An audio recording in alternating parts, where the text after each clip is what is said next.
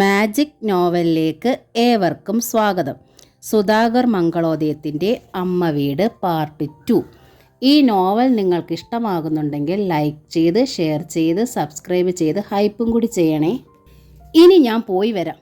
ഇല്ലേച്ച അങ്ങടെത്തുമ്പോൾ ഒരു കപ്പ് ചായ എടുക്കാം അമ്മ. മുഖം തുടച്ചുകൊണ്ട് ടീച്ചർ എഴുന്നേറ്റു. ശരി, പ്രശാന്ത് തലയാട്ടി. മകൻ്റെ വണ്ട് റോഡിൽ മറഞ്ഞതോടെ ടീച്ചർ തളർന്ന് ഉമ്മറത്തിണയിലേക്കിരുന്നു. സാരമതി ഓടി വന്ന ആ അരികിലിരുന്നു. 67-ലും മിനസം മാറാത്ത ആ കൈത്തണ്ടയിൽ തലോടി. കരയണത് കാണരുതെന്ന് ഞാൻ പറഞ്ഞെങ്കിലും വേണമെന്ന് വെച്ചാൽ എൻ്റെ ടീച്ചർ അല്പം കലഞ്ഞോളൂ. വല്ലാതെ അമർത്തിപ്പിടിച്ചാൽ നെഞ്ചു വിങ്ങും. ടീച്ചർ ക്ഷീണത്താൽ സാരമതിയുടെ ചുമലിലേക്ക് മുഖം ചായ്ച്ചു. ശീലാവതി അമ്മയെ അയച്ച് എന്നെ ഒന്ന് വിളിപ്പിച്ചാൽ മതി. ക്ലാസ് കട്ട് ചെയ്തു ടീച്ചർ വിളിക്കണ സമയത്ത് ഞാൻ ഈ അരികിലെത്തും. എൻ്റെ ഈ ചുമലിൽ ചാഞ്ഞ് എത്ര വേണമെച്ചാലും കരയാം. പക്ഷേ ഇനി എത്ര നാൾ അതിന് കഴിയുമെന്നാ എനിക്കറിയാത്തത്. അവിടുത്തെ വീടിൻ്റെ പണി തീരാൻ 3 മാസത്തിലധികം എടുക്കില്ലെന്നാ ഉണ്ണി പറഞ്ഞത്. അപ്പോൾ 3 മാസം കഴിഞ്ഞാൽ എനിക്ക് കിട്ടണ ഈ സ്നേഹം എൻ്റെ ജീവിതത്തിൽ നിന്ന് മാഞ്ഞു പോകും ഇല്ലേ? കരഞ്ഞത് സാരമതിയാണ്. ടീച്ചർ അവളെ ചേർത്ത് പിടിച്ചു. ഇന്ന് നേരം വെളുത്തപ്പോഴും എനിക്കറിയില്ലായിരുന്നു ദൈവം ഇങ്ങനൊരു ശിക്ഷ എനിക്കായി കരുതി വെച്ചിരിക്കണ കാര്യം. സാരമതി ഏങ്ങലടിച്ചു. ടീച്ചർ, എനിക്ക് ഈ സങ്കടം സഹിക്കാൻ പറ്റണില്ല. പറഞ്ഞ് സങ്കടം ഏറ്റണ്ട മോളെ. ടീച്ചർ അവളെ തഴുകി. ഞാൻ നിന്റെ ഭാവിയെക്കുറിച്ചാണ് ഓർക്കണത്. ഇവിടുന്ന് പോയാൽ പിന്നെ നിന്റെ കാര്യങ്ങളൊന്നും എനിക്കറിയാൻ കഴിയില്ലല്ലോ. മലയാളം BA കഴിഞ്ഞാൽ നീ MAക്ക് ചേരുമോ? അതാ ആഗ്രഹം. സംഗീതമോ? അത് ഇവിടെ അവസാനിക്കുകയല്ലേ? അങ്ങനെ പറയരുത് കുട്ടി. നിനക്ക് നല്ല സ്വരമുണ്ട്, നല്ല സംഗീതവാസനി. പരിശീലിച്ചാൽ നീ ഉയർന്നു പോകും. കേൾക്കാത്ത മട്ടിൽ ഇരുന്നതേ ഉള്ളൂ സാരമതി. നിനക്ക് ഞാൻ സ്വർണം കുറച്ച് തരട്ടെ? കല്യാണമാകുമ്പോൾ അണിയാലോ. അന്ന് ഞാനിവിടെ ഉണ്ടാവാത്തത് കൊണ്ടാ. സുഗന്ധിയായ സ്വർണമാ ടീച്ചറുടെ ഈ സ്നേഹം. ആ കൈത്തണ്ടയിൽ അവൾ ചൂണ്ടമർത്തി. ഇത് മതി എനിക്ക്. ഒറ്റ മോളായതുകൊണ്ട് 101 പവനോളം 916 സ്വർണം വാങ്ങി ലോക്കറിൽ കരുതിയിട്ടുണ്ട് അച്ഛൻ. വിറ്റ് തിന്നാൻ അത് ധാരാളം. എൻ്റെ ദയയുടെ മകൾക്കായി കരുതിയിരുന്ന പേരാ നിൻ്റേത്. ദയയ്ക്ക് പക്ഷേ സാരമതി എന്ന പേര് ഇഷ്ടമായില്ല. അപ്പോഴാ നിന്റെ പേരിടലിന് വന്ന എൻ്റെ അടുത്ത് നിന്റെ അച്ഛൻ നന്ദഗോപാലൻ ഒരു പേര് പറയാൻ നിർബന്ധിച്ചത്. ഞാൻ പറഞ്ഞ പേര് നന്ദു 3 പ്രാവശ്യം നിന്റെ കാതിൽ വിളിച്ചു. പെട്ടെന്ന് സാരമതി ഇരുന്നിടത്തുനിന്ന് എഴുന്നേറ്റു. ഞാൻ പോട്ടെ ടീച്ചറെ. ഷീലു ഇലയുടെ ഉണ്ടാക്കുന്നുണ്ട്. ടീച്ചറും എഴുന്നേറ്റു. അത് കഴിച്ചിട്ടു. എന്തൊക്കെ തന്നാലും മതിയാവണില്ല അല്ലേ? സാരമതിയുടെ കണ്ണുകൾ തുളുമ്പി. ഇവിടുന്ന് പോയി കഴിയുമ്പോൾ ഈ സ്നേഹം ഓർമ്മകളായി എന്നെ വീർപ്പ് മുട്ടിച്ച് കൊല്ലാനല്ലേ? വേണ്ട, മതി. പെട്ടെന്ന് ഓടി അകത്ത് ചെന്ന് ഷോൾഡർ ബാഗ് എടുത്ത് ചുമലിലിട്ട് അതേ വേഗത്തിൽ ഓടിയിറങ്ങി വന്ന് യാത്ര പോലും പറയാതെ ഗേറ്റ് കടന്നവൾ മറഞ്ഞു. ടീച്ചർ പ്രതിമയായി പൂമുഖത്തിണ്ണയിൽ തന്നെ നിന്നു. ഇലയട വെന്തു. പിന്നിലെത്തി ശീലാവതി അറിയിച്ചു. എടുത്ത് കിണ്ണത്തി വെക്കട്ടെ? വേണ്ട, ഷീല് പോകുമ്പോൾ പാത്രത്തോടെ കൊണ്ടുപോയിക്കോളൂ. അവിടെ കുട്ടികൾ കഴിച്ചോളൂ. ആ കുട്ടികൾക്ക് കൊടുക്കാനാണോ എന്നെ കഷ്ടപ്പെടുത്തിയത്? ശ്രുതിക്കും കുട്ടികൾക്കും കൊടുത്തയക്കാമെന്ന് നിരീച്ചു. പക്ഷെ ആട വേവുമ്പും ഉണ്ണി പോയില്ലേ? വൈകിയാൽ അങ്ങടെത്തുമ്പോൾ പാതിരാത്രി ആവുവേ. സാരമതിയോട് പറഞ്ഞിട്ട് അതും നിൽക്കാതെ ഓടിപ്പോയി. എങ്ങനെ നിൽക്കും? അത്ര സന്തോഷമായില്ലേ ഇന്നെല്ലാവർക്കും? ടീച്ചർ മെല്ലെ ശീലാവതിയുടെ നേർക്ക് തിരിഞ്ഞു. ഞാൻ അങ്ങട് പറഞ്ഞില്ലായിരുന്നെങ്കിൽ ഉണ്ണി ഇങ്ങട് ആവശ്യപ്പെടുമായിരുന്നു ഷീലു. അപ്പോൾ ഞാൻ പറഞ്ഞതല്ലേ നന്നായത്. ഒരാൾ നമ്മളോട് ഇറങ്ങിപ്പോകാൻ പറഞ്ഞേക്കുമെന്ന് മനസ്സിലായാൽ അങ്ങനെ പറയിക്കാതെ നമ്മൾ സ്വയം ഇറങ്ങിപ്പോണതല്ലേ അന്തസ്, കുലീനത. മകൻ്റെ ഒപ്പം പോയാലത്തെ സ്ഥിതി എന്താ ടീച്ചർ ഓർക്കാത്തത്? വേളി കഴിച്ച് ഈ ഇല്ലത്തുനിന്ന് കൊണ്ടുവന്ന് കുടിവെച്ച ആ പെൺകിടാവ് കുടിക്ക് പോയിട്ട് ഇങ്ങോട്ട് തിരിഞ്ഞു കയറിയിട്ടുണ്ടോ? 11 വർഷമായില്ലേ? ഈ മനസ്ഥിതി ടീച്ചർക്ക് മനസ്സിലാവണില്ലെങ്കിൽ എനിക്ക് മനസ്സിലാവണുണ്ട്. മറുപടി ഇല്ലാതെ ടീച്ചർ പരവശിയായി. എല്ലാം അറിയാമായിരുന്നിട്ടും അമ്മയെ അങ്ങോട്ട് കൊണ്ടുപോകണതാ നല്ലതെന്ന് ആ കുട്ടൻ്റെ അടുത്ത് ഞാൻ പറഞ്ഞപ്പോൾ എൻ്റെ നാവിൽ ഗുളികനുണ്ടായിരുന്നിരിക്കാം. പറഞ്ഞത് അതേപടി ഫലിച്ചില്ലേ? എന്നാലും ഇല്ലോം വളപ്പും വിറ്റ് എന്നേക്കുമായി കൊണ്ടുപോയി കളയുമെന്ന് ഞാൻ സ്വപ്നേവി വിചാരിച്ചില്ല. എൻ്റെ ശവക്കുഴി ഞാൻ തന്നെ തോണ്ടി. കൈപ്പുറം മുഖത്തോടമർത്തി ശീലാവതി ഉച്ചത്തിൽ ഏങ്ങലടിച്ചു. ടീച്ചർ ആ അരികിലെത്തി സ്നേഹപൂർവ്വം ഷീലുവിനെ ചേർത്ത് പിടിച്ചു. നോക്കു ഷീലു, നിന്റെ നാവിൻ്റെ കുറ്റം കൊണ്ടൊന്നുമല്ല ദൈവം ഇങ്ങനെ തീരുമാനിച്ചത്. രാമായണത്തിൽ മന്ധരയുടെ നാവിനെ പഴിച്ചതെല്ലാം മണ്ടത്തരമല്ലേ? കാട്ടിൽ പോവാനും രാവണനെ നിഗ്രഹിക്കാനുമല്ലേ ഭഗവാൻ ശ്രീരാമനായി അവതരിച്ചത്. നീ വിഷമിക്കണ്ട, നിനക്ക് വേണ്ടതെല്ലാം തന്നിട്ടേ ഞാൻ പോകൂ. ടീച്ചർ ഇല്ലാതെ എനിക്ക് എന്ത് കിട്ടിയിട്ടെന്താ? ശക്തിയിൽ ശീലാവതി നെഞ്ചത് തല്ലി. ടീച്ചർ ആ കൈ പിടിച്ച് തടഞ്ഞു. ശീലാവതിയുടെ നിയന്ത്രണം വിട്ടിരുന്നു. എൻ്റെ ആകെയുള്ള സന്തോഷമാണ് ഈ 16 കെട്ട്. എൻ്റെ 2 മുറി പുരയിലേക്ക് ചെന്നാലത്തെ അവസ്ഥ ഞാൻ പറഞ്ഞിട്ടുണ്ടല്ലോ. 8ലും 10ലും തോറ്റു പഠിപ്പ് നിർത്തിയ 2 മണ്ടത്തികളാ എൻ്റെ മക്കള്. മേലെ വന്നിരിക്കുന്ന കൊതുകിനെ ഓടിക്കാത്ത മടിച്ചികൾ. 24, 22 വയസ്സായിട്ടും തന്ത മുഴുകുടിയനായോണ്ട് കൂലിപ്പണിക്കാർ പോലും വന്ന് പെണ്ണ് കാണാൻ ചോദിക്കാറില്ല. കള്ള് കുടിക്കാൻ കാശ് കൊടുത്തില്ലെങ്കിൽ അടുക്കള പാത്രങ്ങൾ പോലും എടുത്തോണ്ട് പോയി വിൽക്കുവാ മനുഷ്യൻ. ഇല്ലെങ്കിൽ കാണുന്നവരോടൊക്കെ കടം മേടിക്കും. അത് തിരികെ ചോദിക്കാനായി പ്രായം തികഞ്ഞ പെൺകുട്ടികളുള്ള വീട്ടിൽ ആണുങ്ങൾ കയറി ഇറങ്ങും. ഷീലു, ടീച്ചറുടെ ശബ്ദം ഇടറി. ഉള്ളിൽ കിടന്ന് നീറി പുകയണത് ഞാനൊന്ന് പുറത്തേക്ക് കളഞ്ഞോട്ടെ ടീച്ചറെ. ഷീലു പൊട്ടിപ്പിളർന്ന് കരഞ്ഞു. ആ 2 പെൺമക്കളാണെങ്കിലോ കണ്ണെഴുതി പൊട്ടും തൊട്ട് കഥാപുസ്തകങ്ങളും മടിയിൽ വെച്ച് ഉമ്മറ വാതിക്കൽ കുത്തിയിരിക്കുക. വഴിയെ പോണ ചെറുപ്പക്കാരെ കാണാൻ. രാവിലെ ഉച്ചയ്ക്കും കഴിക്കാനുള്ളത് ഉണ്ടാക്കി വെച്ചിട്ടാ 45 കഴിഞ്ഞ് ഞാൻ നേരം പുലരും മുമ്പ് വീട്ടിൽ നിന്ന് ഇറങ്ങി പോരുന്നത്. വൈകിട്ട് കഴിക്കാനുള്ളത് പാത്രത്തിലാക്കിക്കൊണ്ടാ മൂവന്തിക്ക് മടങ്ങി ചെല്ലുന്നത്. എന്നിട്ടും എൻ്റെ പെൺമക്കൾ എൻ്റെ അടുത്ത് ചോദിക്കുന്നത് എന്താണെന്നറിയോ ടീച്ചർക്ക്? നിങ്ങൾ എന്തിനാ വൃത്തികെട്ട തള്ളയെ ഞങ്ങളെ പെറ്റതെന്ന്. കെട്ടി തൂങ്ങി ചാവണം നോർക്കാത്ത ഒരു ദിവസം ഇല്ല എൻ്റെ ജീവിതത്തിൽ. ടീച്ചറുടെ കാൽക്കലേക്ക് ശീലാവതി ഇരുന്നു. മതി പറഞ്ഞത്. ശീലാവതിയുടെ കൈ പിടിച്ച് ടീച്ചർ എഴുന്നേൽപ്പിച്ചു. ഇല്ലോ വളപ്പും വിൽക്കാന്ന് ഉണ്ണി വാക്ക് കൊടുത്തപ്പോൾ ഞാൻ ഇത്രയും തളർന്നില്ല ഷീലു. നീ കെട്ടിത്തൂങ്ങണ കാര്യം പറഞ്ഞപ്പോൾ ആ ചുണ്ടുകൾ വിതുമ്പി. എങ്കിൽ ടീച്ചർ ഇവിടുന്ന് പോകരുത്. കണ്ണീരോടെ ശീലാവതി തൊഴുതു. ഇല്ലോ വളപ്പും വിൽക്കില്ലാന്ന് കുട്ടനൊരു കത്തെഴുത്.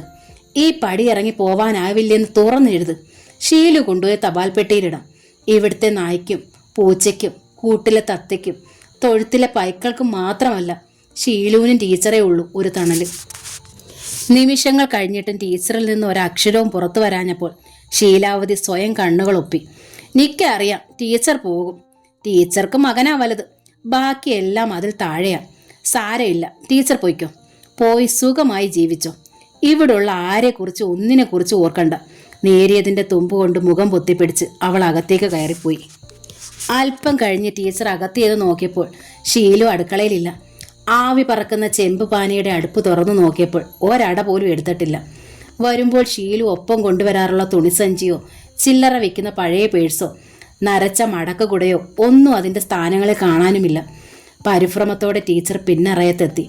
സുമംഗല ടീച്ചറെ, തെക്കേ കോണിൽ നിന്ന് വിളി വന്നു. പിടയും പോലെയാണ് ടീച്ചർ അവിടേക്ക് തിരിഞ്ഞത്. ഷീലു പോയി. കൂട്ടിനകത്ത് ശാരിക ചിറകടിച്ചു വട്ടം ചുറ്റി. ഷീലു പോയി, ഷീലു പോയിട്ടോ. തൊടിയിലൂടെ പടി ഇറങ്ങിപ്പോയി, ഷീലു പടി ഇറങ്ങിപ്പോയി. ടീച്ചർ നടന്ന് കിളിക്കൂടിനരികിലെത്തി.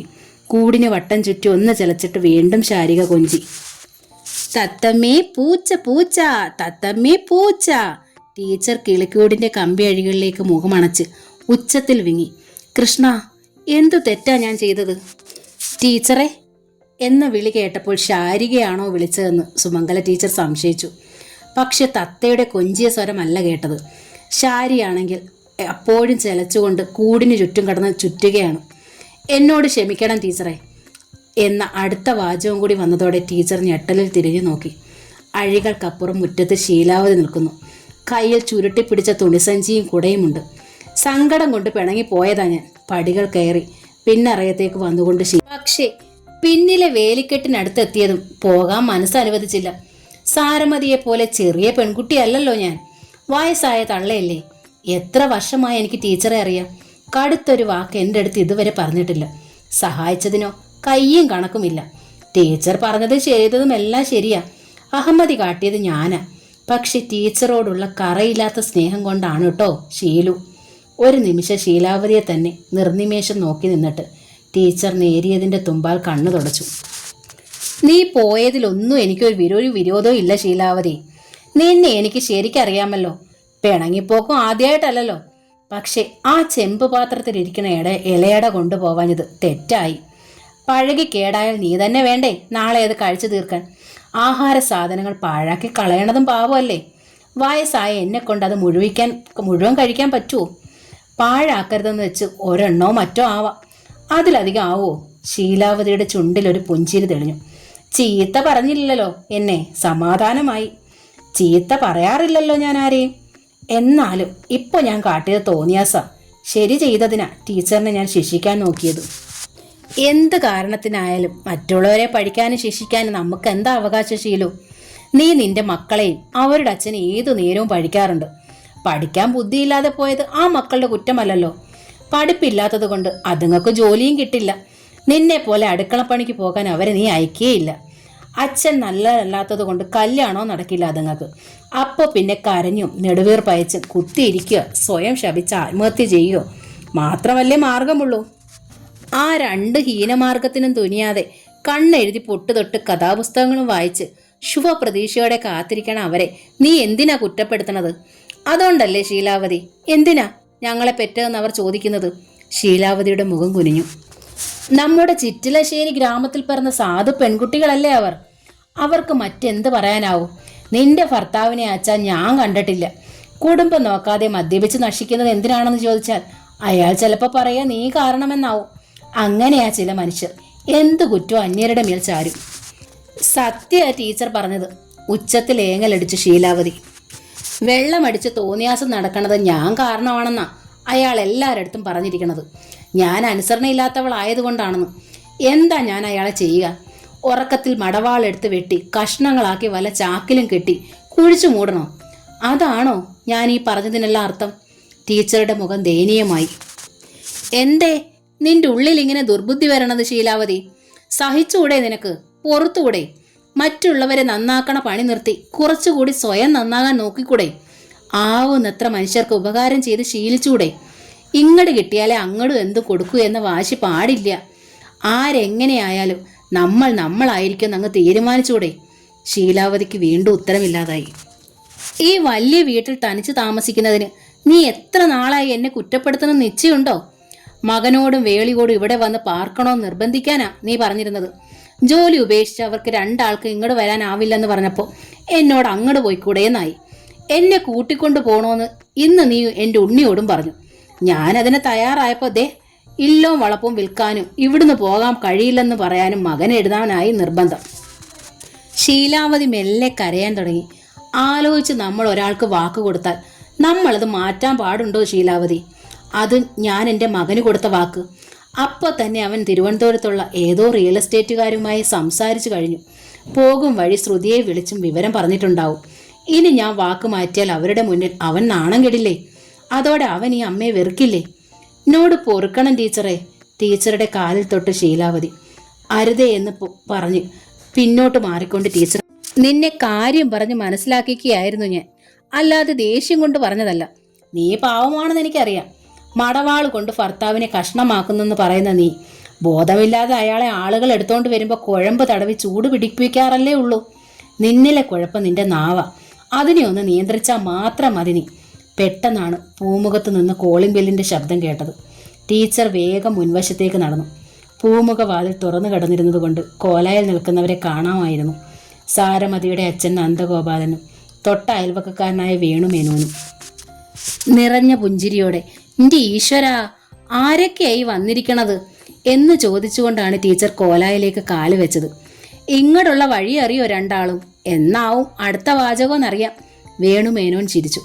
വഴി അറിയാവുന്നത് കൊണ്ടാ വല്ലപ്പോഴും വരണതേ. ടീച്ചർക്ക് പക്ഷെ ദിവസേന വന്നാലും മതിയാവില്ല. അപ്പോഴും ഇങ്ങോട്ടുള്ള വഴി അറിയാവോന്ന് തന്നെ പരിഭവിക്കും. ഞാൻ പരിഭവിക്കണില്ലേ? തൊഴു കൈകളോടെ ടീച്ചർ വിങ്ങി വിങ്ങി ചിരിച്ചു. വേണുമേനോന്റെ വാക്കുകളെ തടുക്കാനുള്ള മറുപടികളൊന്നും എൻ്റെ ആവനാഴിലില്ലേ എൻ്റെ ഗുരുവായൂരപ്പാ. അതോടെ വേണുമേനോൻ അരമതിലിരുന്നു. നന്ദഗോപാലിനോടും ഇരിക്കാൻ ആംഗ്യം കാണിച്ചു. അയാൾ കൂടി ഇരുന്നതോടെ അവർക്ക് അഭിമുഖമായി കോലായിലെ ആട്ടുകട്ടിലിൽ സുമംഗല ടീച്ചറും ഇരുന്നു. എന്താണാവോ രണ്ടാളും കൂടി അന്ത്യനേരത്തൊരു സന്ദർശനം? ഞാൻ സംശയിക്കണ കാര്യം തന്നെ ആവുമോ? കുസൃതിയിൽ ടീച്ചർ മുഖം ചലിപ്പിച്ചു. അതന്നെയാ. വേണുമേനോൻ തലയാട്ടി. എന്നിട്ട് നന്ദഗോപനെ നോക്കി. ഒരു 15 മിനിറ്റേ ആയുള്ളൂ.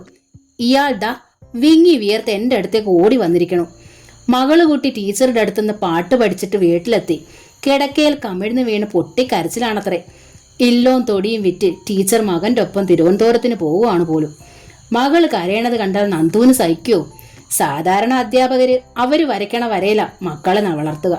ഇയാൾ പക്ഷെ മകള് കൊട്ടണ താളത്തിനകത്ത് ഉള്ളണത് അച്ഛനല്ലേ. കേട്ടത് നേരാണെന്ന് ടീച്ചറോടൊന്ന് പോയി ചോദിക്കാമെന്നും പറഞ്ഞ് എൻ്റെ കൈമേൽ പിടിച്ച് വലിക്കുക. ടീച്ചറുടെ മുഖത്ത് ഗൗരവം വന്നു. നേരാ കേട്ടത്. നന്ദഗോപാലിൻ്റെയും വേണുമേനോൻ്റെ മുഖങ്ങളിൽ നിന്ന് ആ മിഴികൾ അടർന്ന് പകൽ മങ്ങുന്ന തൊടിയിലേക്കായി യാത്ര. നന്നായി. നന്ദഗോപാലിനെ ഒന്ന് നോക്കിയിട്ട് വേണുമേനോൻ അറിയിച്ചു. അങ്ങനെ തന്നെ ഞാൻ പറയൂ. ഇത്രയും വലുതും പഴയതുമായൊരു കെട്ടിടത്തിനുള്ളിൽ ഒരു മനുഷ്യജീവി തനിച്ച് രാത്രി തങ്ങച്ച വ്യസനമുള്ള കാര്യം അത്. അതും വയസ്സായിക്കൊണ്ടിരിക്കണ ഒരു സ്ത്രീ. ടീച്ചറുടെ വയസ്സറിയാവുന്നത് കൊണ്ടാണ് ഞാൻ പറയുന്നത്. അതിലും ഒരു 5 വയസ്സേലും കൂടുതലുണ്ടല്ലോ എനിക്ക്. 72 പക്ഷെ ഓടിച്ചാടി നടക്കുമ്പോൾ കണ്ടാ തോന്നില്ല. കൂടെ ഭാര്യയുണ്ട്, കഷ്ടകാലക്കാരായാലും 2 മക്കളുണ്ട്. ഇതിവിടെ ടീച്ചർ തനിച്ചല്ലേ. ഏകാന്തത നമ്മളെ പെട്ടെന്ന് മരണത്തോട് അടുപ്പിക്കും ടീച്ചറെ. കിട്ടുണ്ണിയാരുള്ളത് കൊണ്ട് അനർത്ഥേ ഉണ്ടാവൂ. ഏതു നേരത്താ അതിവിടെ കിടന്ന് കണ്ണടക്കിയാന്ന് ആർക്കാ ഉറപ്പിക്കാൻ പറ്റിയ? അങ്ങനെ വല്ല ദുരന്തവും പിണഞ്ഞ ടീച്ചർ തനിച്ച് എന്തു ചെയ്യും? ഒരു ഫോൺ ഉള്ളതാച്ച ഇടയ്ക്കിടെ പണി മുടക്കും. നേരാ വേണുമേനോൻ പറയുന്നത്. ടീച്ചറുടെ തൊണ്ടയിടറി. ടീച്ചർക്ക് ഈ 16 കെട്ടിനോടുള്ള പ്രിയം എനിക്കറിയാം. മരിച്ചു പോയവരുള്ള പ്രിയമാ അതൊന്നും അറിയാം. പക്ഷെ നമ്മളും വൈകാതെ ആ ലോകത്തേക്ക് തന്നെ പോവില്ലേ? പിന്നെന്തിനാ വ്യസനം? ശരിയാ ശരിയാ. ടീച്ചർക്ക് തൊണ്ടയിടറി. വയസ്സായവർ തനിച്ച് താമസിക്കുന്നിടത്ത് പലതരത്തിലുള്ള അപകടങ്ങൾ സംഭവിക്കാം. അതൊക്കെ ഏത് വഴിക്കാ വരികയെന്ന് നമുക്ക് പ്രവചിക്കാൻ പറ്റില്ലേ? എനിക്ക് നന്ദുവിനുമൊക്കെ ടീച്ചറോട് സ്നേഹമുണ്ട് എന്ന് വെച്ച് ഞങ്ങൾക്ക് ഇവിടെ വന്ന് കൂട്ടു പാർക്കാൻ പറ്റുമോ? ഞങ്ങൾ അതിന് മനസ്സ് കാണിച്ചാൽ തന്നെ പലതരത്തിലുള്ള ദുർവ്യാഖ്യാനങ്ങളും ഉണ്ടാകാം. സ്വത്ത് അപഹരിക്കാനാണെന്ന് വരെ പറയും നമ്മുടെ ആളുകൾ. എന്നുവെച്ചാ ഞങ്ങൾ അന്യരല്ലേ. പ്രശാന്ത് അച്ചാലോ ഒരു പ്രശ്നവുമില്ല. അതാ രക്തബന്ധത്തിന്റെ വില. മകൻ വിളിച്ചു വെച്ചാൽ ടീച്ചർ പോണം. നന്ദഗോപാലിന്റെ 19 തികയാത്ത മകൾ കരഞ്ഞത് അതിന്റെ അറിവില്ലായ്മ കൊണ്ട്. ടീച്ചറെ അതൊന്നും ബാധിക്കാൻ പാടില്ല. ഞാൻ തീരുമാനിച്ചു കഴിഞ്ഞു മേന്നെ. ആട്ടുകട്ടിൽ നിന്ന് ടീച്ചർ എഴുന്നേറ്റു. അത് ഈ 16 കെട്ടിലെ ഏകാന്തത കൊണ്ടല്ല, തനിച്ച് താമസിക്കുമ്പോഴുള്ള അപകടങ്ങളെ ഭയന്നുമല്ല.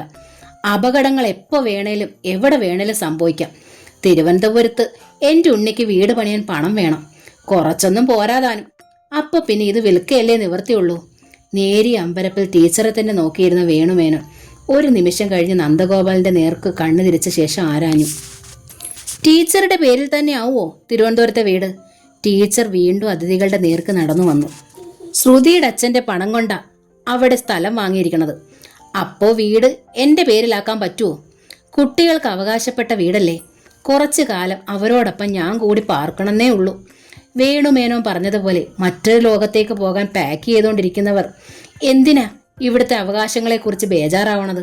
നന്ദഗോപാലിനും വല്ലാത്തൊരു പരവശത പ്രകടമായിരുന്നു. നിങ്ങൾക്ക് 2 ആൾക്കും കുടിക്കാൻ എന്താ എടുക്കേണ്ടത്? വിഷയം തിരിച്ച് പ്രസന്നയായിക്കൊണ്ട് ടീച്ചർ തിരക്കി. തണുപ്പ് വീണതുകൊണ്ട് ചൂടോടെ ചായ എടുക്കാം അല്ലേ?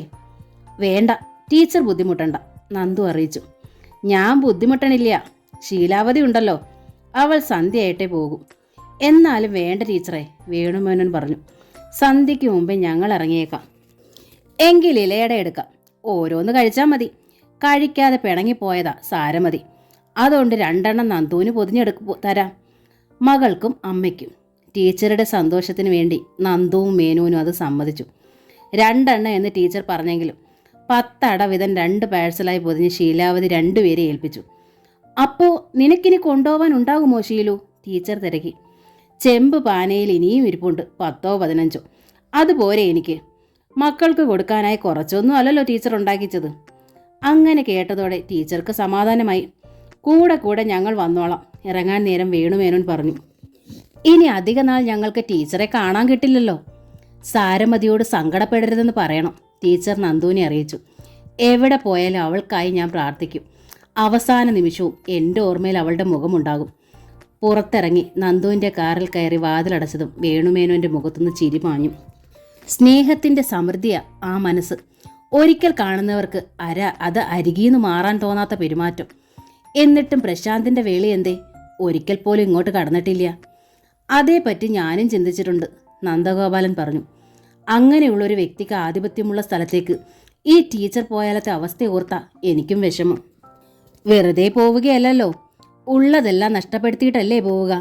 അതെ, പണിയാൻ പോകുന്ന വീട് പോലും പ്രശാന്തിൻ്റെ വൈഫിൻ്റെ അധീനതയിലായിരിക്കും. അങ്ങനെ ഉള്ളൊരിടത്ത് ഈ പാവം മനസ്സിന് വല്ലാതെ നൊമ്പരപ്പെടേണ്ടി വരില്ലെന്നാ എൻ്റെ ശങ്ക. പക്ഷെ നമുക്ക് തടയാനാവുമോ? വെറും കാഴ്ചക്കാരായി കണ്ടു നിൽക്കാനല്ലേ പറ്റൂ. അതുകൊണ്ടാണ് ടീച്ചർക്ക് നോവാത്ത തരത്തിൽ ആ പക്ഷം ചേർന്ന് പറഞ്ഞത്. എന്നാലും ആ സാധുവിനെക്കുറിച്ച് ഓർക്കുമ്പോൾ എനിക്കിനി ഉറങ്ങാനേ കഴിയില്ല. മറുപടി പറയാതെ നന്ദഗോപാൽ വണ്ടി സ്റ്റാർട്ട് ചെയ്ത് റോഡിലേക്ക് ഇറങ്ങി. അതുവരെ യാത്ര അയക്കുന്ന ഭാവത്തിൽ സുമംഗല ടീച്ചർ പൂമുഖവാതുക്കൽ നോക്കി നിന്നു. പിന്നെ അകത്തേക്ക് തിരിഞ്ഞു. അപ്പോൾ തുണിസഞ്ചിയും കുടയും ഇലയുടെ എടുത്തു വെച്ച തൂക്കുപാത്രവുമായി ശീലാവതിയെ മുന്നിലെത്തി. വിളയ്ക്ക് വെക്കും മുമ്പേ ഞാൻ ഇറങ്ങുക. നാളെ ഒരിക്കലല്ലേ. രാവിലത്തേക്കെന്താ? പഴമോ കിഴങ്ങോ അതോ ഗോതമ്പോ? എല്ലാം നിന്റെ ഇഷ്ടം. നിനക്ക് വേണ്ടി കഴിക്കേണ്ടതല്ലേ. എങ്കിൽ കിഴങ്ങാവാം. തൊണ്ട് കളഞ്ഞു വെച്ചിട്ടുണ്ട്. ഞാൻ പോകുന്നത്. പൈക്കൾക്കുള്ള തീറ്റ കലക്കിയ ചൂട് കഞ്ഞിവെള്ളം തൊഴുത്തിൽ കൊണ്ടുവച്ചിട്ടുണ്ട്. ആ കാർന്നോർക്കുള്ള പൊടിയരിക്കഞ്ഞിയും തേങ്ങ ചുട്ടരച്ച ചമ്മന്തിയും മേശപ്പുറത്ത് അടച്ചും വെച്ചിട്ടുണ്ട്. ഒതുക്കിറങ്ങി ശീലാവതി പുറത്തു നടന്നു. അതോടെ വിളക്ക് വയ്ക്കാനുള്ള ഒരുക്കമായി സുമംഗല ടീച്ചർ. 4 ഇടത്ത് വിളക്ക് വയ്ക്കണം. ഉമ്മറത്തും ശ്രീലകത്തും മച്ചകത്തും ഒടുവിൽ തെക്കേ പടിഞ്ഞാറേ മൂലയ്ക്ക് സ്ഥാപിച്ചിട്ടുള്ള കൽവിളക്കിൽ സർപ്പങ്ങൾക്കും. അത് കഴിഞ്ഞ് സന്ധ്യാവന്ദനം. അപ്പോഴേക്കും ഉമ്മറത്ത് കാലച്ച കേൾക്കായി. ഞാൻ ഗേറ്റ് പൂട്ടിയിട്ടോ. കിട്ടുണ്ണിയാരാണ്. സന്ധ്യയാകുമ്പോഴേ തണുപ്പ് തുടങ്ങിയതിനാൽ യൂണിഫോമായി മാറിയ സ്വെറ്ററും കാവ്യമുണ്ടും കഴുത്തിലൂടെ വളച്ചിട്ട മഫ്ലറും അങ്ങിങ്ങ് ചളങ്ങിയ നീളം ടോർച്ചുമായി വൃദ്ധൻ പൂമുഖവാതിക്കലൂടെ എത്തി നോക്കി. കള്ളന്മാരെ പേടിച്ചിട്ടൊന്നും അല്ലേ ഗേറ്റ് പൂട്ടണത്? സന്ധ്യയ്ക്ക് നല്ല വീടുകളുടെ ഗേറ്റും പടിപ്പുരമൊക്കെ അടച്ചുപൂട്ടിയിടണമെന്നാ പഴയ ന്യായം. കള്ളന്മാർ വന്നാൽ ഈ ടോർച്ച് കൊണ്ട് ഞാൻ അവരുടെ തല തച്ച് തകർക്കും. അതിനാ ഇത് കൊണ്ട് നടക്കണത്. ചൂട് കഞ്ഞിയും ചമ്മന്തിയും ചാവടിയിലെ മേശയിൽ ശീലാവതി അടച്ചു വെച്ചിട്ടുണ്ട് കേട്ടോ. കഴിച്ചോളൂ, ടീച്ചർ അറിയിച്ചു. ശീലാവതിയുടെ ചമ്മന്തിക്ക് ഒരു സാധുവില്ല ടീച്ചറെ, കിട്ടുണ്ണി നായർ പറഞ്ഞു. പണ്ടൊന്നും ഇല്ലങ്ങളുടെ അടുക്കളയിൽ അന്യജാതിക്കാരെ കയറ്റൂല. ഒക്കെ ടീച്ചറുടെ പരിഷ്കാരങ്ങൾ. ഏതായാലും ശീലാവതി നോൾക്ക് പേരിട്ടവരുടെ തലമണ്ട തകർക്കണം. അത്രയ്ക്ക് ശീലം കെട്ട ഒരുത്തി. 2-3 മാസം കഴിയുമ്പം ഞാനിവിടുന്ന് പോകൂട്ടോ. മകൻ്റെ ഒപ്പം തിരുവനന്തപുരത്തേക്ക്. ഇല്ലവും തൊടിയും വിൽക്കാൻ തീരുമാനിച്ചു. നിക്ക് സന്തോഷമായി, കിട്ടുണ്ണിയായർ തലയാട്ടി. ഞാനും വരാം തിരുവനന്തപുരത്തിന്. ദിവസവും ശ്രീപത്മനാഭനെ തൊഴാലോ. ഈ ചിറ്റിലശ്ശേരി മടുത്തു ടീച്ചറെ. കഞ്ഞിക്ക് മുന്നിലിരുന്ന് കഴിഞ്ഞു ആൾ. സുമംഗല ടീച്ചർ പിന്നെ ഒന്നും പറയാൻ പോയില്ല. പിറ്റേന്ന് രാവിലെ 10 മണി കഴിഞ്ഞപ്പോൾ വേണുമേനോൻ്റെ മകനായ പ്രേമചന്ദ്രൻ ഇല്ലത്ത് വന്നു. ഞങ്ങളുടെ വീട്ടിലേക്ക് ടീച്ചറുടെ മകൻ പ്രശാന്ത് വിളിച്ചിരുന്നു. ഇവിടുത്തെ ഫോൺ തകരാറിലായതുകൊണ്ടാ. എന്തേ പ്രേമ വിശേഷം? ടീച്ചർക്ക് ആകാംക്ഷയായി. ഇന്ന് ഉച്ചതിരിഞ്ഞ് പാലക്കാട്ടുനിന്ന് റിയൽ എസ്റ്റേറ്റുകാർ വരുമത്രേ ഇല്ലോം വളപ്പും കാണാൻ. പ്രശാന്തിൻ്റെ സംസാരം കേട്ടിട്ട് ഉടനെ കച്ചവടം നടക്കണ മട്ട. ടീച്ചറുടെ മുഖം വല്ലാതെയായി. അത് ശ്രദ്ധിച്ച് പ്രേമൻ തുടർന്നു. പ്രശാന്ത് ചെയ്യണത് ശരിയല്ലെന്നാ എല്ലാവരും പറയണത്. ടീച്ചറെ അവൻ ചതിക്കുകയായിരുന്നെന്നും. എല്ലാവരും അറിഞ്ഞോ കാര്യങ്ങൾ? ഇത് ചിറ്റിലശ്ശേരിയല്ലേ ടീച്ചറെ. മൂക്ക് പൊത്തിക്കൊണ്ട് തുമ്മിയാലും ദേശം മൊത്തം അറിയും. രഹസ്യം സൂക്ഷിക്കാൻ അറിയില്ലാത്തവരാ ഇവിടെ ഉള്ളതെന്ന് അച്ഛൻ പറയാറ്. പ്രശാന്ത് പണ്ട് നന്നായി പഠിക്കുമ്പം പഠിക്കാത്ത എന്നോട് എൻ്റെ അച്ഛന് വല്ലാത്ത ദേഷ്യമായിരുന്നു. അച്ഛൻ പറയാ അവനിപ്പോൾ പഠിക്കാഞ്ഞതുകൊണ്ട് എനിക്ക് കണ്ടു ചാവാൻ കഴിയൂലോന്ന്. ടീച്ചറുടെ കണ്ണുകൾ ഈറനായി. എന്തു പറയണമെന്നറിയാതെ അവർ വീർപ്പുമുട്ടി. സ്ത്രീധന ബാക്കിക്കായി ദേവബാലൻ നിർമ്മലയും കുട്ടികളെയും വീട്ടിൽ കൊണ്ടാക്കിയതിലും അച്ഛന് വിഷമമൊന്നുമില്ല. എൻ്റെ കുട്ടിയെ എനിക്ക് എപ്പോഴും കാണാമല്ലോന്നാ അച്ഛൻ പറയണത്. എൻ്റെ കല്യാണം കഴിയാത്തതിൽ മാത്രമേ അച്ഛന് പ്രയാസമുള്ളൂ. പ്രശാന്തിൻ്റെ പ്രായമല്ലേ ഞാൻ. പ്രശാന്തിൻ്റെ മോൾക്ക് വയസ്സ് 10 എന്നാ അച്ഛൻ പറയണത്. എല്ലാം വെട്ടിത്തുറന്ന് പറയണ തരമാണ് പ്രേമേന്ദ്രൻ. പഠിക്കാൻ മോശമായതുകൊണ്ട് 10ാം തരം വരെ എത്താൻ കഴിഞ്ഞുള്ളൂ. വഴിയരികിലെ വീടിനോട് ചേർന്നൊരു തയ്യൽക്കട നടത്തി ജീവിക്കാനുള്ള വക അയാൾക്ക് കിട്ടുന്നുമുണ്ട്. തരക്കാർക്കിടയിൽ പ്രേമൻ മന്ദബുദ്ധിയാണ്. ആലോചന വല്ലതും നടക്കണുണ്ടോ നിനക്ക്? ടീച്ചർ തിരക്കി. ഉണ്ടേ, കുഴൽമന്തത്തൂന്ന്. അത്യാവശ്യം ചന്തമുള്ള കുട്ടിയാ. അതും 10ാം തരം വരെ പോയിട്ടുള്ളൂ. അതിനും അറിയാൻ തയ്യൽ, എംബ്രോയിഡറിയും വശമുണ്ടേ. സ്ത്രീധനമൊന്നും വേണ്ടാന്ന് അച്ഛൻ പറഞ്ഞിട്ടും 25 പവനും 1 ലക്ഷം രൂപയും തരാനും അവർ തയ്യാറാ. അത് വാങ്ങിക്കൊടുത്ത് നിർമ്മല അയച്ചുകൂടെയെന്ന് അമ്മ. അച്ഛൻ സമ്മതിക്കില്ലേ. അന്യൻ്റെ കാശുകൊണ്ട് ദേവബാലൻ സൂയിക്കേണ്ടെന്നാ അച്ഛൻ പറയുന്നത്. എൻ്റെ മോളെയും കുട്ടികളെ അവളുടെ ഏട്ടൻ നോക്കിക്കോളൂന്ന്. അപ്പോൾ ഈ കല്യാണം നടക്കില്ലേ? പിന്നെ നടക്കും. ഇവിടെ ഉള്ളവരെക്കാൾ ഇൻട്രസ്റ്റ് അവിടെ ഉള്ളവർക്കാ. ടീച്ചർ ഇവിടുന്ന് പോകും മുമ്പേ നടത്താൻ കഴിഞ്ഞിരുന്നെങ്കിലെന്ന് അച്ഛൻ ഇന്നും പറയണത് കേട്ടു. പക്ഷേ കല്യാണ ചെലവിന് പണം വേണ്ടേ? താലിമാലയും പട്ടുസാരിയും വീട്ടിലുള്ളവർക്ക് ഡ്രസ്സും വാങ്ങണം. ചിറ്റിലശ്ശേരിയെന്ന് 10-200 ആളെയെങ്കിലും കുഴിമന്ദലത്ത് കൊണ്ടുപോയി തിരികെ കൊണ്ടുവരണ്ടേ? അതിനുള്ള പണം ടീച്ചർ തന്നാലോ മോനെ? അയ്യോ, അതച്ഛൻ സമ്മതിക്കില്ല. അച്ഛൻ വേറെന്തോ വഴികളൊക്കെ കണ്ടിട്ടുണ്ട്. ആ പറഞ്ഞു നിന്ന് നേരം പോയി. ഞാൻ നടക്കുക. 2 കല്യാണ തയ്യൽ തീർക്കാനുണ്ട്. പ്രേമൻ നടന്നു കഴിഞ്ഞു. കുട്ടി, ഒരു ഗ്ലാസ് ചായ. സ്റ്റീൽ ലോട്ടയുമായി ശീലാവതി ഉമ്മറത്തെത്തി. വേണ്ടേ? പ്രേമേന്ദ്രൻ ഗേറ്റ് കടന്നിരുന്നു. ഉച്ച തിരിഞ്ഞ് ഒരു വലിയ കാറിൽ 4-5 പേർ ഇല്ലാത്തെത്തി. 16 കെട്ടും വളപ്പും വിശദമായി അവർ നടന്നു കണ്ടു. പ്രധാന ആൾ മടങ്ങും മുമ്പ് ടീച്ചറോട് ചോദിച്ചു, പ്രശാന്ത് സാറിൻ്റെ അമ്മയല്ലേ? അതെ, ടീച്ചർ മന്ദഹസിച്ചു. ഇല്ലോം വളപ്പും വിൽക്കാൻ വിരോധമില്ലല്ലോ അമ്മയ്ക്ക്? ഇല്ല. നന്ദിയുണ്ട്. അയാൾ തല കുനിച്ചു. എനിക്കും. അകത്ത് വന്നിരുന്നാൽ എല്ലാവർക്കും ചായ എടുക്കാം. ഇരുന്ന് ചായ കുടിച്ചിട്ടാണ് അവർ മടങ്ങിയത്. സന്ധ്യയ്ക്ക് പ്രേമചന്ദ്രൻ വീണ്ടും ഓടിക്കരുതെത്തി. ഇപ്പോതാ വീണ്ടും പ്രശാന്തിൻ്റെ ഫോൺ വന്നിരുന്നു. കച്ചവടം ഉറപ്പാക്കിത്രേ. സാമാന്യ നല്ല തുകയ്ക്കാണെന്നാണ് അമ്മയോട് പറയാൻ പറഞ്ഞു. തുക മാത്രം പറഞ്ഞില്ല. തടിക്കോള് കണ്ടു വന്നോര് ഭ്രമിച്ചു കാണും. വളപ്പിലും മരങ്ങൾ എത്ര? അതല്ല അതിശയം. തിരുവനന്തപുരത്തും പാലക്കാട്ടും ഇരുന്ന് ഒറ്റ ദിവസം കൊണ്ട് വസ്തു കച്ചവടം ആക്കിയില്ലേ? അഡ്വാൻസും അങ്ങ് എത്തിയത്രേ. അതിൻ്റെ തുകയും പറഞ്ഞില്ല. ഒരു കാര്യം കൂടി പ്രേമചന്ദ്രൻ പറഞ്ഞു. കിട്ടുണ്ണിയായി ഇനി വരില്ലാത്രേ. ടീച്ചർ പോണൂന്ന് പറഞ്ഞതുകൊണ്ട് അയാൾ വടക്കപ്പാട്ടെ ഭാനുമതി അമ്മയുടെ വീട്ടിലാണ് ഇനി കിടപ്പത്രേ. അവിടെ ആ അമ്മ തനിച്ചല്ലേ? സാരമില്ല, ഞാൻ വരാൻ ടീച്ചറെ. വേണ്ട മോനെ, ശീലമുണ്ടല്ലോ. ടീച്ചർ ആദ്യമായി ഒരു കളവ് പറഞ്ഞു. 5 തിരിയിട്ട് കത്തിച്ച നിലവിളക്കിന് മുമ്പിൽ തനിയെ ചമ്രം പടഞ്ഞിരുന്നപ്പോൾ ആ കണ്ണുകൾ തുളുമ്പി. അപ്പോഴാണ് ദാക്ഷായണിയമ്മ വന്ന് മടിയിൽ കയറിയത്. തൻ്റെ സുന്ദരി കുട്ടിയെ നെഞ്ചോടമർത്തിക്കൊണ്ട് ടീച്ചർ ഇടറുന്ന സ്വരത്തിൽ പാടി. കീർത്തനത്തിൽ അലിഞ്ഞ് സുമംഗല ടീച്ചറുടെ കണ്ണുകൾ അടഞ്ഞു. അടഞ്ഞ മിഴികളിൽ നിന്ന് ചാലുകൾ ഒഴിഞ്ഞു. കീർത്തനം അവസാനിച്ചതും ടീച്ചർ കണ്ണുകൾ പതിയെ തുറന്നു. നെഞ്ചോടൊട്ടിക്കിടക്കുന്ന ദാക്ഷായണിയമ്മ മയങ്ങുകയാണ്. നേർത്ത കുറങ്ങൽ കേൾക്കാം. തന്നെ പോലെ 3 തവണ പെറ്റവളാണ് ഈ സുന്ദരി. ഓരോ പ്രസവത്തിന് 3-4 കുഞ്ഞുങ്ങൾ. ചിലതിനെ കണ്ടം പൂച്ചകൾ കടിച്ചു തിന്നു. ബാക്കിയുള്ള വളർന്നപ്പോൾ അമ്മയെ വിട്ട് എവിടെയോ പോയി കളഞ്ഞു. ഇതിന് കുട്ടികൾ വാഴില്ലേ എന്ന് ശീലാവതി ചോദിക്കുമ്പോൾ എത്രയോ തവണ തൻ്റെ നെഞ്ചിൽ അത് കൊണ്ടിരിക്കണോ? തൻ്റെ ഒപ്പവും പെറ്റമക്കളില്ലാതായല്ലോ. അപ്പോഴൊക്കെ തോന്നാറുണ്ട്, ഈ സാധു ദാക്ഷായണിയമ്മയും താനും ഒന്നാണെന്ന്. ഉണ്ണിയോടൊപ്പം പോയാലെങ്കിലും ആ പഴി അവസാനിക്കുമല്ലോ എന്ന് ടീച്ചർ ഓർത്തു. ദാക്ഷായണിയമ്മയെ മെല്ലെ തൻ്റെ ദേഹത്ത് നിന്ന് അടർത്തി താൻ ഇരുന്നിരുന്ന പുൽപ്പായക്കരികിൽ കിടത്തി. ടീച്ചറുടെ ശരീരത്തിൻ്റെ സ്നേഹച്ചൂട് മാറിയതും ദാക്ഷായണിയമ്മ മയക്കത്തിൽ നിന്നുണർന്ന് ദേഹം ഒന്ന് കുടഞ്ഞിട്ട് പരിഭവത്തിലൊന്ന് നിലവിളിച്ചു. ചമ്രം പിഴിഞ്ഞിരുന്നെൻ്റെ കാല് നോവണടി സുന്ദരിക്കുട്ടി. കുസൃതി ചിരിയോടെ ടീച്ചർ തൻ്റെ അരുമയെ നോക്കി. നമ്മൾ 2 പേരും 3 പെറ്റവരാ. എന്നെച്ച് നിന്നേക്കാൾ എത്ര ഇരട്ടി പ്രായമായിരിക്കണു എനിക്ക്. ദാ കണ്ടില്ലേ, ഒരിടത്തിരുന്ന എഴുന്നേൽക്കണേച്ചാ കയ്യുമ്മ ആരെങ്കിലും പിടിക്കണമെന്ന അവസ്ഥയായിരിക്കണോ? ഒരു വിധത്തിൽ നിലത്ത് കൈകുത്തി എഴുന്നേറ്റ് ടീച്ചർ. കിട്ടുണ്ണിയായുള്ളത് എന്താ ടീച്ചറെ പ്രയോജനമെന്ന് എല്ലാവരും എൻ്റെ അടുത്ത് ചോദിക്കുമായിരുന്നു. എന്നെക്കാൾ ഒത്തിരി പ്രായമുള്ള ആളാ. ഇപ്പം ദാ പാവം, അതില്ലാതായതോടെ ഈ ഭൂമി മൊത്തം ഇരുട്ടിലായതുപോലെയാ എനിക്ക് തോന്നണത്. ഞാൻ പറഞ്ഞു വെച്ചതൊന്നുമല്ല. ഇവിടുന്ന് പോണ കാര്യമൊന്നും സൂചിപ്പിക്കാതിരുന്നത് മര്യാദകേടല്ലേന്ന് നിരീക്ഷിച്ചു. പോകുമ്പോൾ എന്തെങ്കിലുമൊക്കെ കൊടുക്കണമെന്ന് വിചാരിച്ചിരുന്നു. എത്ര കാലം തുണ കടന്നതാ അത്. ഇനിയിപ്പോൾ ആരുടെയെങ്കിലും കയ്യിൽ കൊടുത്തയക്കേ നിവൃത്തിയുള്ളൂ. ടീച്ചറുടെ കറുത്ത കരപ്പുടവ തുമ്പിൽ മുഖമിട്ടുരുട്ടി ദാക്ഷായണിയമ്മ. വിശക്കണുണ്ടില്ലേ? ടീച്ചർ മുഖം കുനിച്ച് തിരക്കി.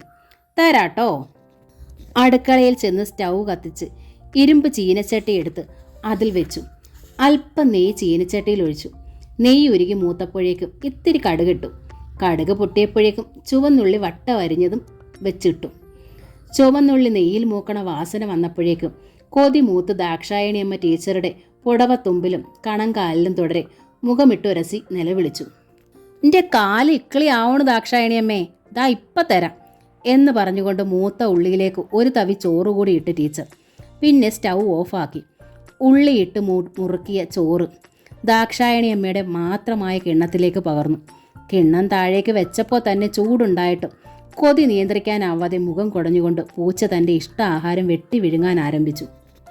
അടുക്കളയിൽ വെളിച്ചവും പാത്രങ്ങൾ അനങ്ങുന്ന ശബ്ദവും അനുഭവപ്പെട്ടതോടെ അഴിയിട്ട വരാന്തയുടെ തെക്കേ കോണിൽ നിന്ന് ഈണത്തിൽ നീട്ടിയുള്ള വിളി ഉയർന്നു. സുമംഗല ടീച്ചറേ. കവിളിൽ കൈത്തലം അമർത്തി ടീച്ചർ ഒന്ന് ചിരിച്ചു. പിന്നെ അതേ ഈണത്തിൽ വിളി കേട്ടു. എന്തോ, ദാ വരണു. ചെന്ന് സ്റ്റോർ മുറി തുറന്നു തൂക്കിയിട്ടിരുന്ന ഞാലിപ്പൂവൻ പഴക്കൊലയിൽ നിന്ന് നന്നായി പഴുത്തൊരു പഴം അടർത്തിയെടുത്തു. അത്താഴത്തിനൊരു പഴം മതി ശാരികയ്ക്ക്. അതിൽ നിന്ന് തന്നെ കുറേ കൊത്തി പുറത്തേക്ക് തെറിപ്പിക്കും. പഴവുമായി ടീച്ചർ കൂടിനരികിലെത്തിയപ്പോൾ അകത്ത വളയത്തിലിരുന്നിരുന്ന ശാരിക ദേഷ്യത്തിൽ മുഖം വെട്ടിത്തിരിച്ചു. ടീച്ചർ ചിരിച്ചുപോയി. എന്തിനെ പിണങ്ങണത്? ദാക്ഷായണിയമ്മയ്ക്ക് ആദ്യം കൊടുത്തത് കൊണ്ടാണോ? നീ കുട്ടിയല്ലേ. അത് 3 പെറ്റ തള്ളയാ.